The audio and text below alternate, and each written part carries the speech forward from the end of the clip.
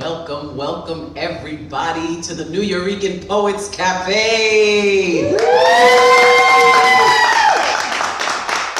Today we are celebrating matriarchs for our month of May, BEATNIX edition. Hello to the audience on Facebook, Twitter, YouTube, and in the Zoom room. Show some love in the chat.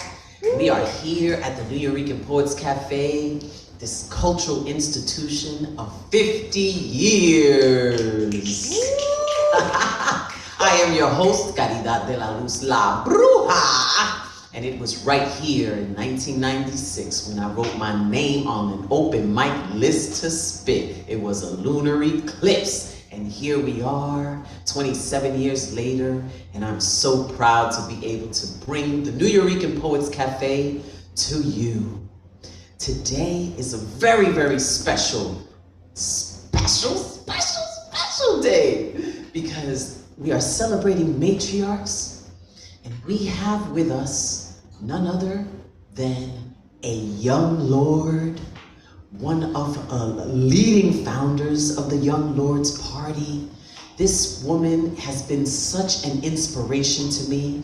As a matter of fact, the first time that I ever performed outside of these walls was for the premiere of the documentary Pa'lante, Siempre Pa'lante. Ladies and gentlemen, I want you to give a round of applause for Iris Morales.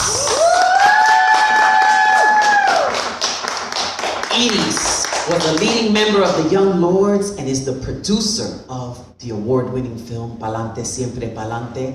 She holds a Juris Doctorate from NYU Law School and an MFA in Integrated Media Arts from Hunter College. She's a lifelong social justice activist, educator, and founder of the Red Sugarcane Press. And her most recent release is called Revisiting Her Stories, the Young Lords Party, about the activism and contributions of women. And here we are celebrating women today. Show some love for this matriarch. Iris, I love you so much. How are you doing this evening? Welcome. Thank you, thank you, thank you. I love you, Caridad. And I was at your show on Saturday and it was fantastic.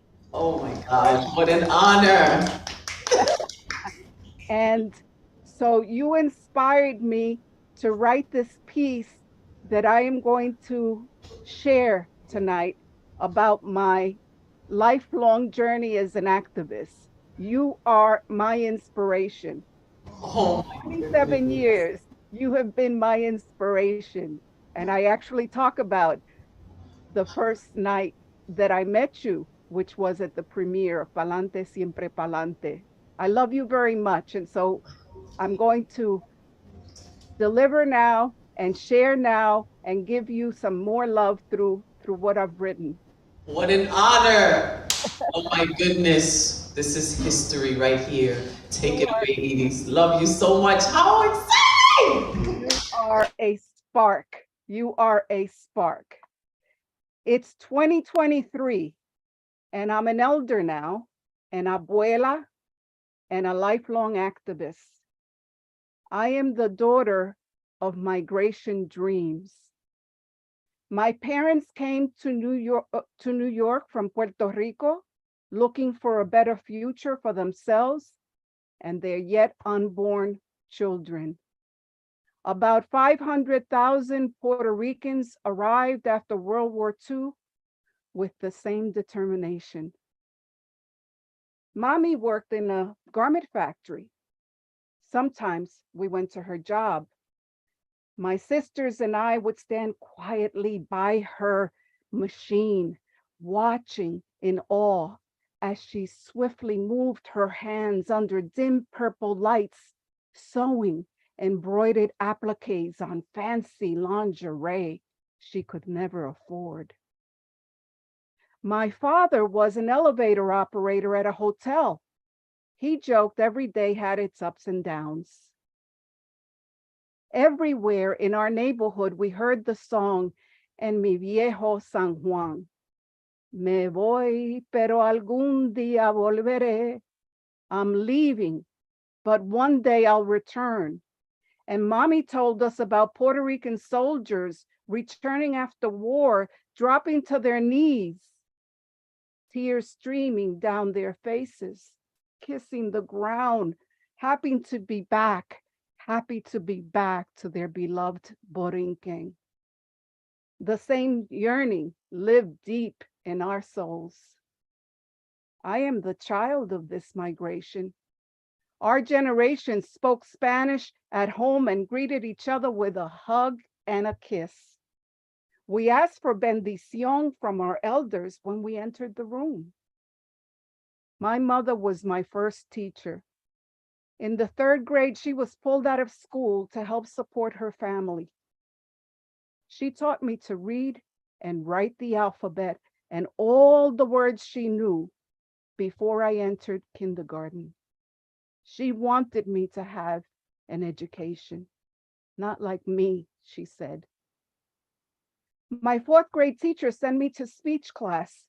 To get rid of your accent, she explained. She scolded me for speaking to mommy in Spanish. Otherwise, she'll never learn English, she explained. I ignored her and never told mommy what she said. The children of my generation were the translators, the Caribbean go-betweens, moving back and forth, mixing Spanish and English, creating Spanglish. Men in my family had strict views about gender roles. Girls were referred to as chancletas, the word used to identify those beat up, ready to throw away slippers. My father, who had four daughters and no sons, was ridiculed as a chancletero. In other words, as a producer of useless, disposable slippers. I watched him squirm with embarrassment. It made me so angry he did not speak up for us chancletas. I was still a child then. It would be years before I understood why it bothered me so. I was expected to marry, cook, clean, raise the babies, and fill my husband's bath at night. Brazenly, I asked, are wives supposed to be mothers to their husbands? Can't men do anything? I was a defiant chancleta. They called me machua, meaning like a man and unladylike. They branded me una rebelde and warned my cousins about my unconventional views. Surely I was headed for spinsterhood, they said. All this was long before I knew the words feminist or patriarchy, but I yearned for independence and freedom. Before I turned 17, I left home. I was too radical to be homemade. My generation experienced the contempt of US society. We were the children routinely put in class for slow learners. The media called us the Puerto Rican problem. Sociologists became famous picking apart the lives of unemployed families and then proclaiming Puerto Ricans were criminals and degenerates. We were haunted by poverty and racism, called spics and niggers, disdained and spat upon. We turned our anger and rage into activism. In high school, I joined neighbors to fight greedy slumlords and organized rent strikes.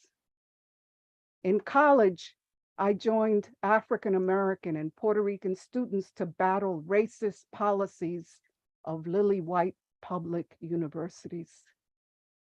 Our actions opened college doors to students of color and established the first Puerto Rican and Black Studies programs in the city university system. Then I joined the New York chapter of the Young Lords organization. The Young Lords emerged in Chicago in 1968, a former street gang transformed into social justice warriors wearing purple berets. We declared, "Tengo Puerto Rico en mi corazón," and danced to Preciosa as our national anthem. We identified as socialists, allied with the Black Panther Party and others, knowing we were stronger together. Women in the Young Lords demanded equality, battled machismo and gender violence. We led campaigns for reproductive rights and economic justice, among other issues. The Young Lords went door to door in low-income communities. In acts of civil disobedience, we took over buildings to have our concerns heard. In 1970, we mobilized 10,000 people to the United Nations demanding the end of US colonialism in Puerto Rico. The Young Lords activated and energized the community. Not surprising, opposing forces combined to destroy us. The FBI's COINTELPRO infighting and government policies against the poor ended the Young Lords. The Puerto Rican movement continued. Images of the Statue of Liberty with the Puerto Rican flag on her crown circulated around the world. Activists demanded freedom for the nationalist political prisoners. Held in US prisons for more than 25 years, they received clemency and returned home. After the Young Lords, I resumed community education, working directly with young people. Among other activities, I formed an organization focused on media for social change. We trained hundreds of Latinx and African Americans in video production and organized against racist portrayals of people of color in the media. In 1996, I completed the documentary Pa'lante Siempre Pa'lante, The Young Lords, the night of the PBS premiere, which La Bruja and I have already spoken about. There were 600 people gathered in a downtown auditorium. Mommy, my son, my sisters, my niece, and my nephews were there. It was a glorious celebration. A new generation of Puerto Ricans coming of age since the end of the Young Lords spoke and performed on the stage. They included El Galdo and Vanessa and Patria, La Bruja, the Welfare Poets, Universes, Retumba, Destroy, and Tony Touch. The message that night was, no justice, no peace. Que viva Puerto Rico libre. This younger generation stepped into ongoing protests to end police brutality and the US bombing in Vieques, Puerto Rico. 20 years later, in 2017, Hurricanes Irma and Maria demolished Puerto Rico. People had no electricity or access to clean water, food, or medical services. My heart was aching.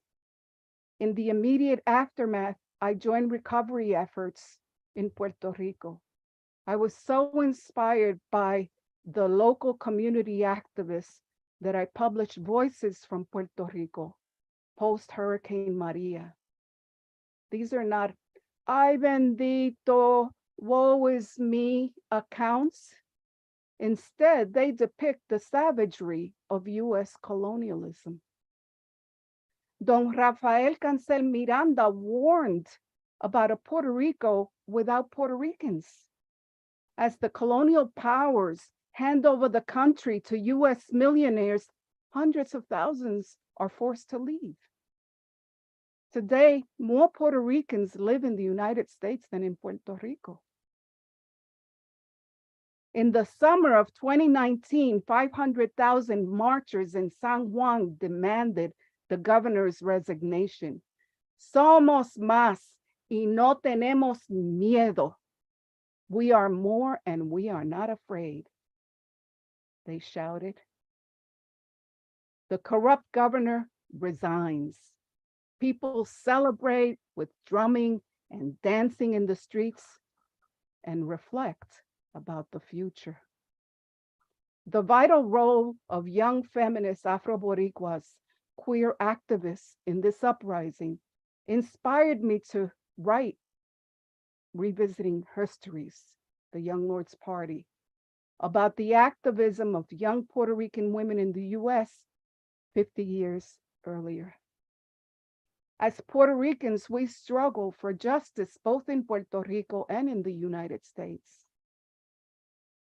In 2020, the world experienced the greatest public health challenge in more than a century. COVID-19 killed millions, yet billionaires saw their wealth soar, exposing the extreme gap between the rich and the poor. The pandemic visibilized society's dependence on women in the workplace and at home. Low-income Black, Latina, and other women of color are the world's essential workers. Fed up with the concentration of wealth and power, millions organized movements to end poverty, oppression, and colonialism, though we may not hear about it. A savvy social media generation connects a wider audience to these causes. Black Lives Matter protests in every continent elevate racial justice demands. Feminists, LGBTQ, and transgender activists move against the escalating gender violence. Climate justice militants fight to make environmental destruction a crime against humanity. Boricuas too organize movements for justice in the United States and to end colonialism in Puerto Rico. We will continue to fight for freedom and justice through all its difficulties. I end with a quote from an Afro-Cuban woman. She said, "A revolution is precisely that. It is to climb as high as you can to touch the clouds in your hand. La lucha sigue. Power to the people."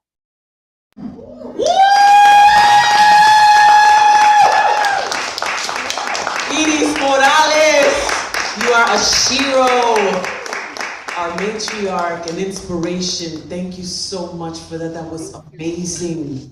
Tengo los pelos todo up, like the chills is just, oh my goodness. Thank you for that gift, for that blessing. Thank you so much. Iris Morales, ladies and gentlemen.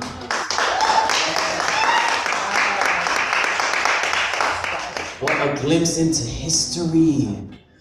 So we're gonna keep this going and keep this flowing. Our next performer is someone that I have been performing with basically my entire career.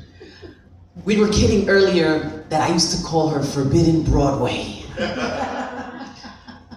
She is a leading figure in New York City's entertainment industry, a native New Yorker, an Afro-Boricua. She is an award-winning mother, artist, and performer. She's captured audiences representing the values of working-class women of color. Her name is Rhina Valentin, and she's been featured on HBO's Betty La Flaca and has appeared in nationally syndicated television commercials. Rhina has been the host of the popular show Open every Friday, a talk show on BronxNet TV for over a decade. And she's the founder and CEO of La Reina del Barrio, Inc.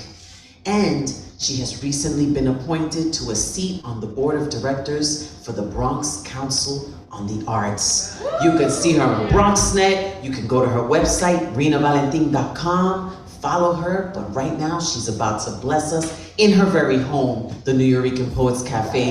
Ladies and gentlemen, show some love for Rhina, Valentin.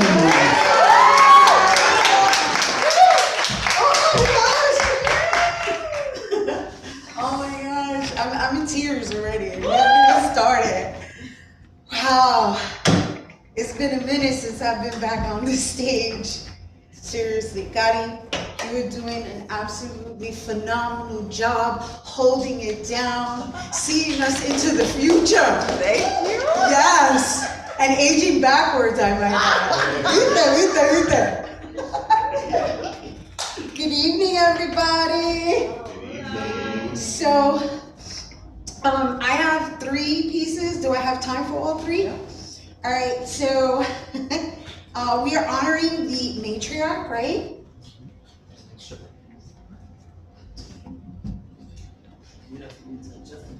Okay, I'm trying to adjust everything here. All right, make sure this doesn't fall. I'm aquí, bien modern with my iPad. I know y'all youngins be using the phone, but I'm like, nah, I'm trying to avoid using my glasses. So anyway, greetings everyone who's watching online. Thank you all who are here present in the cafe. We are honoring matriarchs, and I am here really to shed light and pay homage to one of our matriarchs who you may or may not know. Her name is Lois Griffith. She's here present, and you're all going to be seeing her later. But I also want to send light out to Carmen Pietri Diaz, who ran this cafe for so many years, especially when I was up here performing. And she transitioned, I don't remember exactly what year, but because we are honoring the matriarchs, I just want to take a moment to send some light out to her. Thank you. And Iris Morales is also a fellow Bodhisattva, and I mention that because the first piece I'm going to do is going to have some chanting in it. And before I do that, I just wanted to give a little history about a book that unfortunately is a limited edition, so y'all can't get it. Maybe we can encourage them to go to reprint. But it was edited by Dr. Nieves, Dr. Mina Nieves, and it's called Breaking Ground. And this particular book is an anthology of Puerto Rican women writers from 1980 to 2012. And when I tell you everybody in their mothers is in this book, I mean everybody in their mothers, okay? And I don't even know how I made it in here. But I have 5 pieces in here alongside people like Poet Laureate, Springfield Poet Laureate, Magdalena Gomez, who's online. She's one of my favorite ladies in the whole wide world. And La Bruja, Caridad de la Luz, Mariposa, Sandra Maria Esteves, who's also la madrina of the Nuyorican Poet Movement. Who else is in there? Nicolás Amor. I know, I'm teasing you because unfortunately it's no longer available. And again, hopefully somebody's listening out there and they'll get it to be reprinted. So anywho, the piece I'm going to perform is called Epistle to Charm Vida, and that is the name of my daughter. And I wrote this piece for her while I was pregnant, and I actually performed it here, pregnant. I'm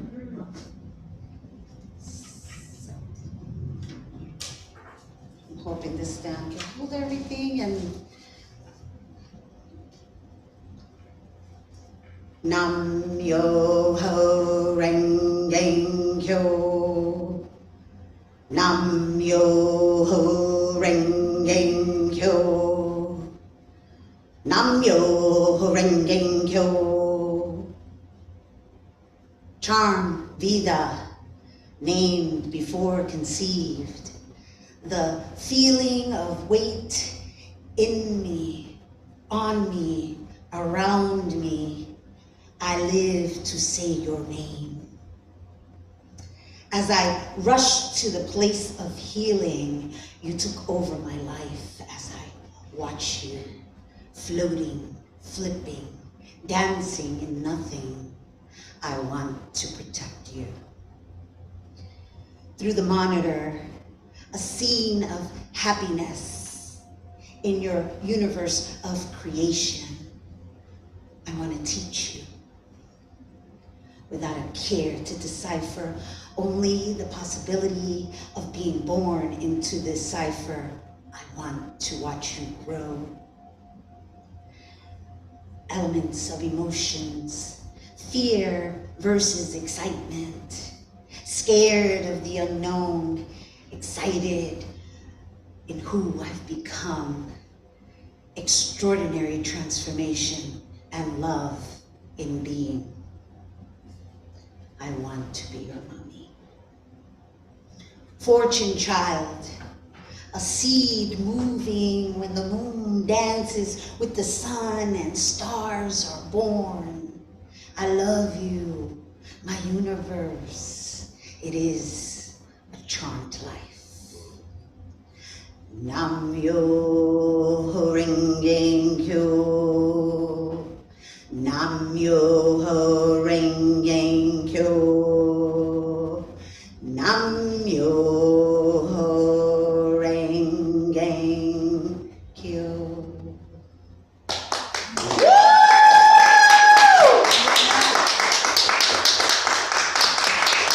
Thank you.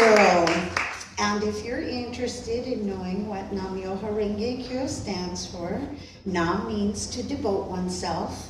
Myoho is the mystic law, Renge is the lotus flower, and Kyo is everything is a manifestation of the mystic law. And that was for all the mamas out there. Happy Mother's Day. Yes. Happy Mother's Day. So when Gotti asked me to participate in today's honoring of the matriarchs, I thought it was appropriate to kind of go down memory lane of my experience at the Nuyorican Poets Café. So we're kind of going through a little trip into the different chapters. And so I'm gonna lead you into 2001, which in 2001, I performed my one-woman show called Diva Attack here for an entire weekend run, and it was originally premiered at the BAD, the Bronx Academy of Arts and Dance, and this particular piece that I'm going to present is it's like a culmination of what the entire show experience was. And I can't quite remember whether this was when Lois found me or if Lois found me when I was at Carlitos Cafe, because I used to host an open mic called Carlitos Cafe titled Barriolesque. And after I did that for almost a year, she picked me up, brought me here, gave me my residency for a whole year, and I had a monthly residency here at the Nuyorican Poets Café, and I felt like I hit the lotto. Woo!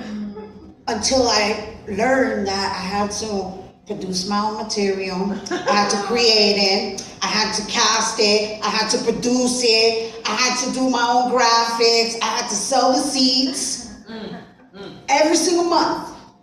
And then I had to deal with Miguel heckling us every single month at the end of the freaking bar. And I need to share that because I gotta tell you, that thickened my skin and it taught me everything that I kind of know now, you know. It was that really taught me the importance of how to produce simultaneously while hosting, while creating, while working collectively, while building a tribe, and just allowing my voice to be heard in the way that I want it to be heard versus being under somebody else's control.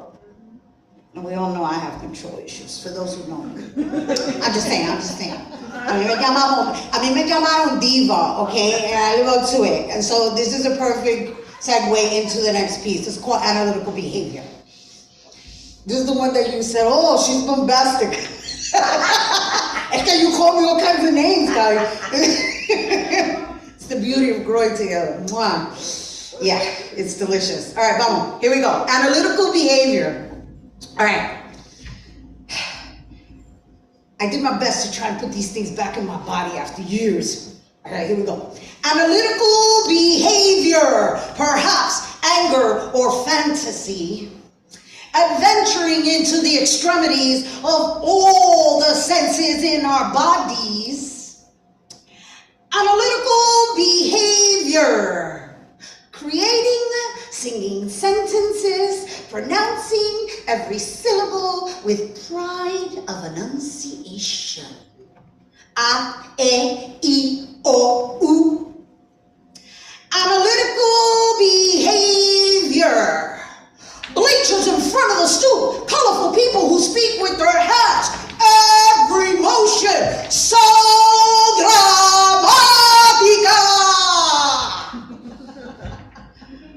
Analytical behavior.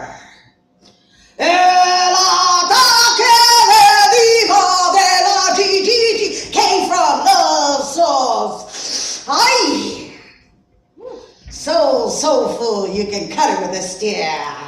Rhina, verses that smash doors open with bombastic blues. Eccentricness grows forevermore in one's veins. Ay, Rhina. Analytical behavior. Con mi culito parado.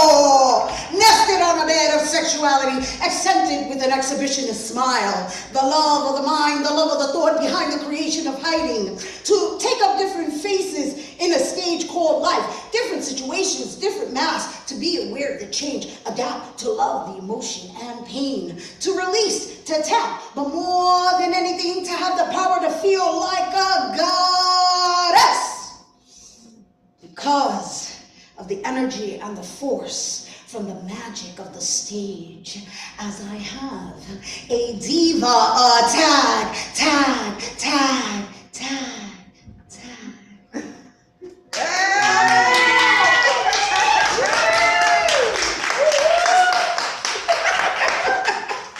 That feels so good. I hope it was good for you, it was good for me. Oh gosh. Oh my gosh, thank you so much for asking me to do this, guy. Oh my gosh, you know, before I even jump into the next piece, again, going back to the fact that we share so much history, and when she asked me to do this, she kind of forced me to go into my scrapbooks that are like in storage with the bottom all dusted up, and as I started going through all of my stuff, I said, wow, I did some pretty good record keeping, because I found images of so much work that I've done that I was impressed with the graphics, because we didn't have Adobe and Canva back then. I was like, coño, ain't no botão, you know. And Nuyorican Poets Café's logo was on every single item.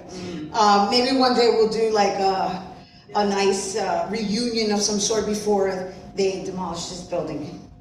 Hint. All right, so I am going to close with this piece that I wrote and performed at the Latina Poets Festival back in, I think, 2007. Now, while that's not necessarily related to the Nuyorican Poets Café, it is related to Caridad and to Sandra Maria Estevez, because everybody was in this show, and I was in there too, and I was like, how am I here with these poets? Like, I always felt like I became a poet and a spoken word artist by default, because I was surrounded by these greats, right? So Mariposa was in it too. I mean, forget it, the list goes on, and it was also under the direction of Miriam Colón Valle. Yes, may she rest in peace, sending light out to her as well. And again, this was at the Puerto Rican Traveling Theater.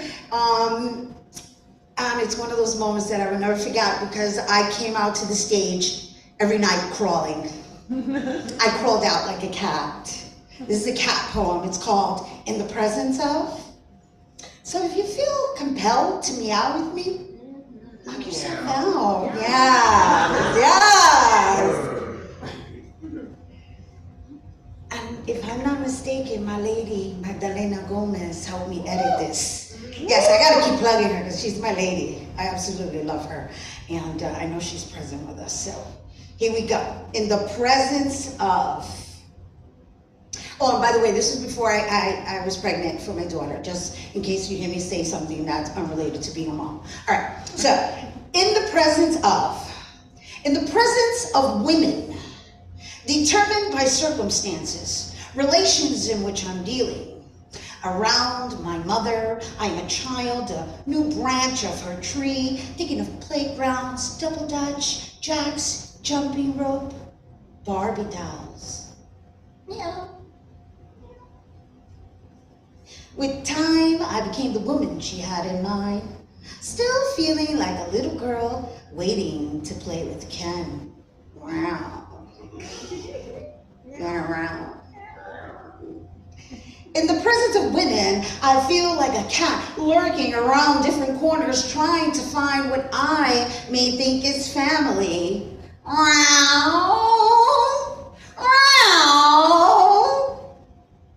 I exude love, confidence, compassion, but I also have the tendency to express male energy. You see, spiritually, he came with me, yin and yang, like a woman in the presence of a man. So, in exercising, I give strength to the ladies under my wing. To them, I am a woman of power. When instructing class, I am a leader. When entertaining on stage, I am a public servant. When negotiating, I represent what I see versus what they see. I'm a bitch if they're throwing daggers at me. Round. Round. I'm a loser to some, not having a husband or children, but I am a warrior because I fight for my right to be a woman.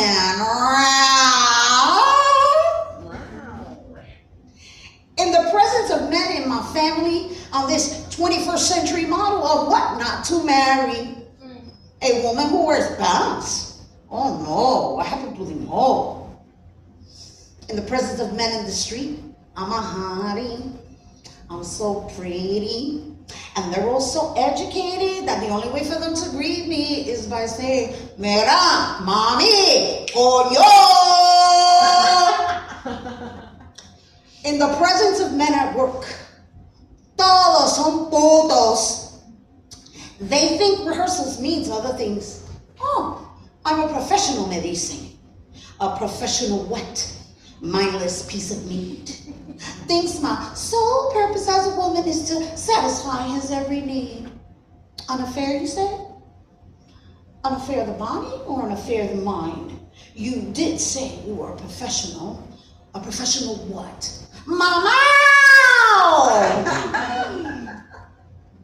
In the presence of men I lust for.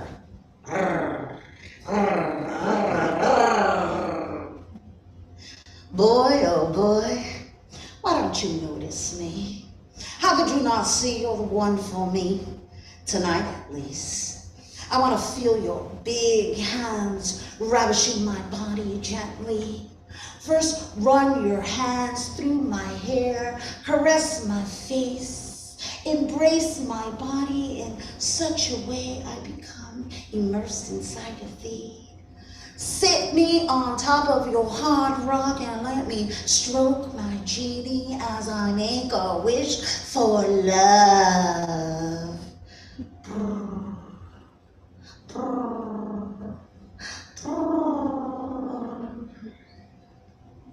In the presence of men I discuss, how dare you practice superiority? Don't you know you came for me? My type, that is. If they're uneducated, that's one thing. If they are educated, they think that they can handle me in a way for me to conform to them. Oh, no. You are highly mistaken. You got the wrong lady. In the presence of myself, I am the goddess, La Rhina, the leading lady, Ana Gaona, that tends to wander a bit. A free spirit floats on earth, influencing history, a shining star overlooking this planet, contributing energy to the universe. A river that has no end. Sweet waters cleanses the soul. Perfect in my imperfection, in the presence of me, I am pure poetry. Meow, meow.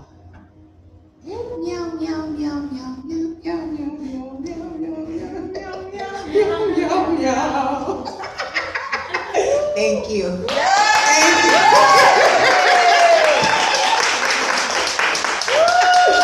Oh my gosh, Connie, thank you, thank you. Thank you all for your graciousness. And I want to thank you, Lois, for making all of my dreams come true. It started with you. And I really am in awe over the fact that this is the one who has chosen to take the reins into Nuyorican's future. Thank you. Rhina, Valentin, ladies and gentlemen. It makes me so happy to see you reciting poetry again after all of these years. I see it, I feel it, I love you. Thank you. Thank you, baby. Rhina Valentin. Okay, and last and certainly not least, we have a matriarch of this cultural temple. A lot of people celebrate the men without realizing that we still have a surviving founder of the Nuyorican Poets Café, and it is a woman. It is a Black Caribbean woman, a powerhouse, a leader, an inspiration. Ladies and gentlemen, let me just let you know real quick. Lois Elaine Griffith is an artist, writer, founder of the Nuyorican Poets Café, retired from teaching English at CUNY's Borough of Manhattan Community College. She has initiated the Nuyorican Poets Café Founders Archive Project to assure recognition and study of the cafe's place in American arts. Currently, she is at work on her project, Come to Terms, Llegar a un Acuerdo, about the many levels of translation. And to further this project, she has been granted support from the Schomburg Center in Black Culture and Research. Ladies and gentlemen, our surviving founder and matriarch, Lois Elaine Griffith.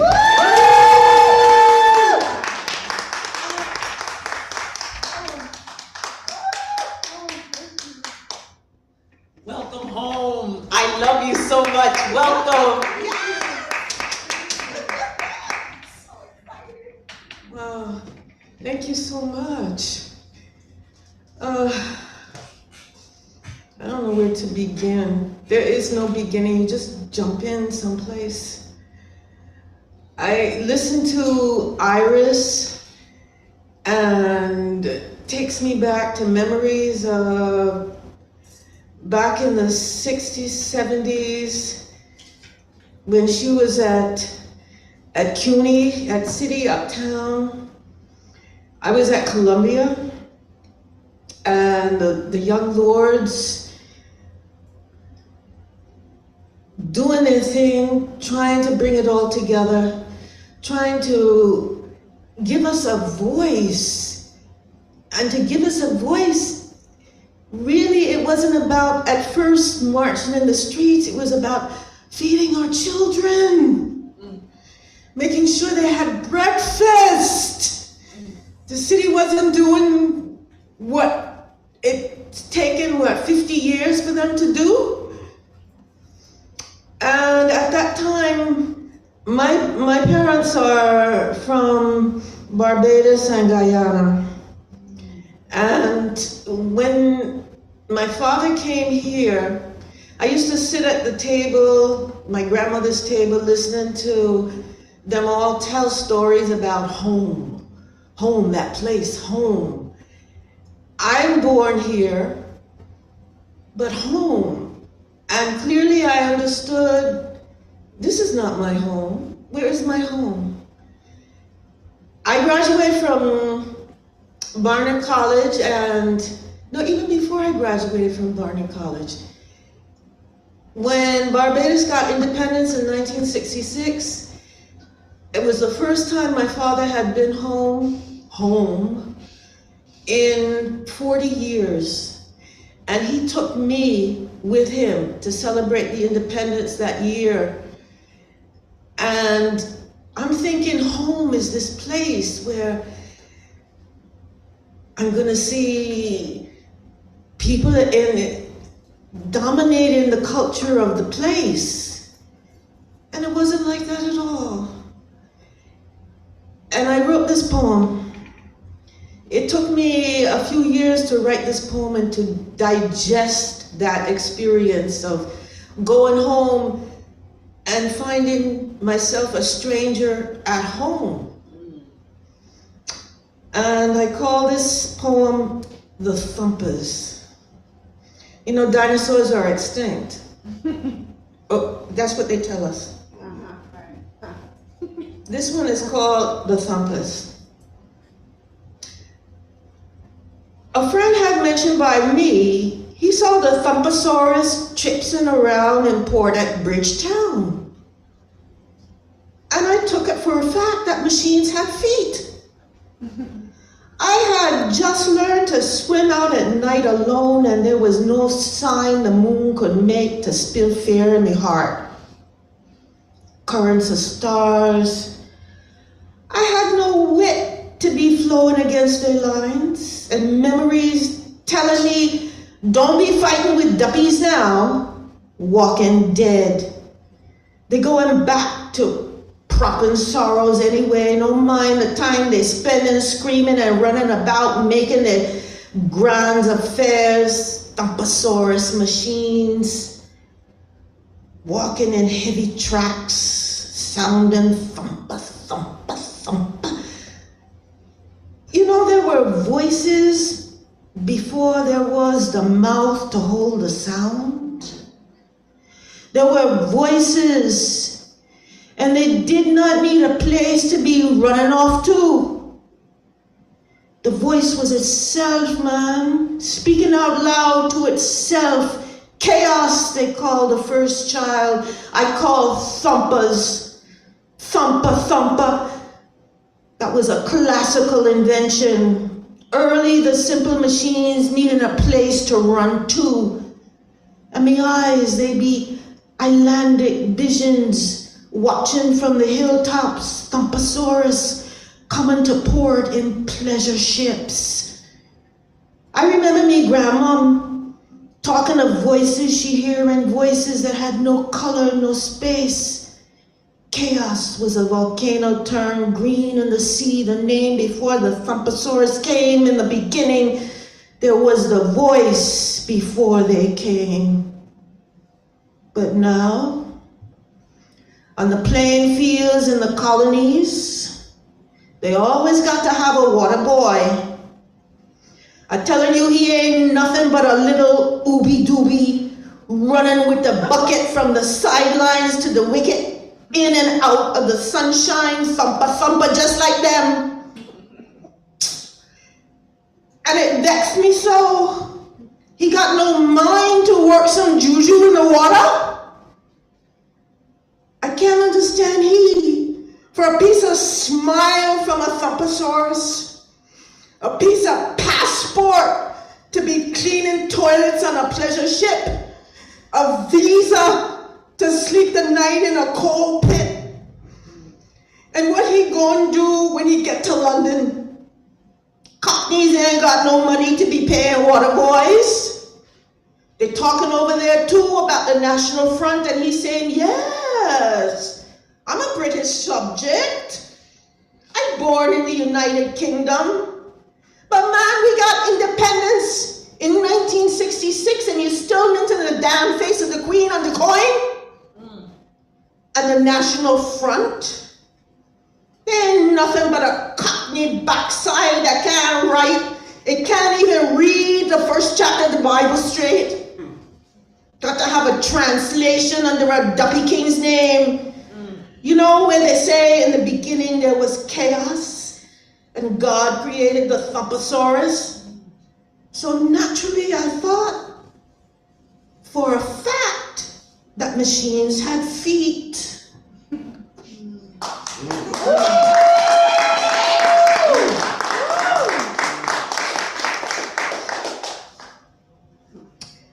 I'm just gonna read one more poem.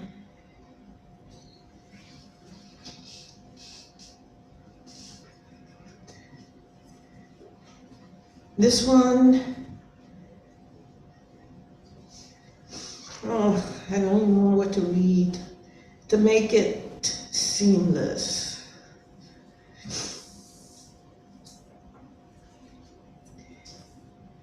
Rhina mentioned Magdalena Gomez. I know Magdalena from way back.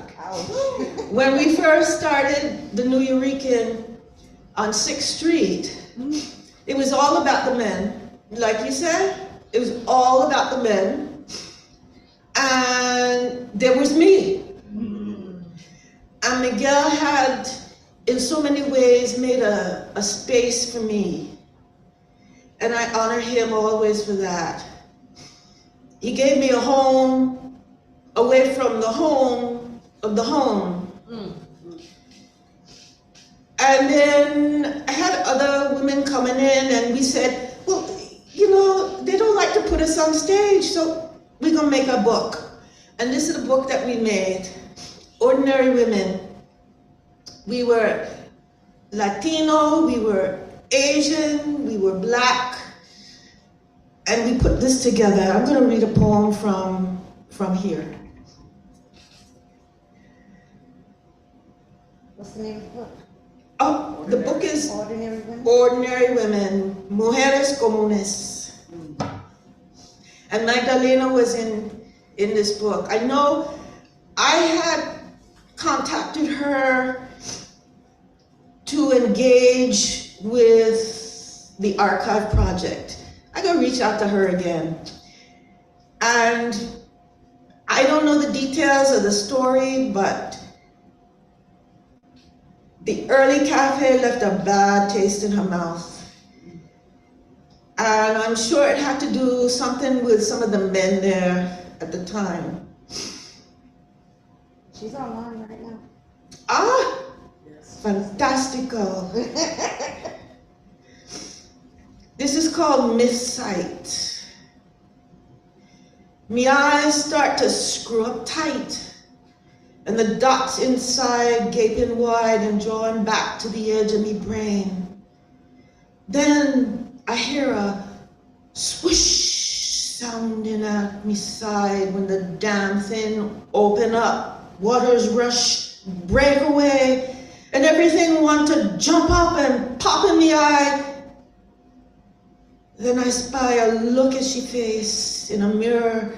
I watch she come into an open space where the seeds of the star twins fell, and she catch them up and shove them into the mouth between her legs open wide. Hungry and grinding them close, she reared them. And they forget her name. Thank you.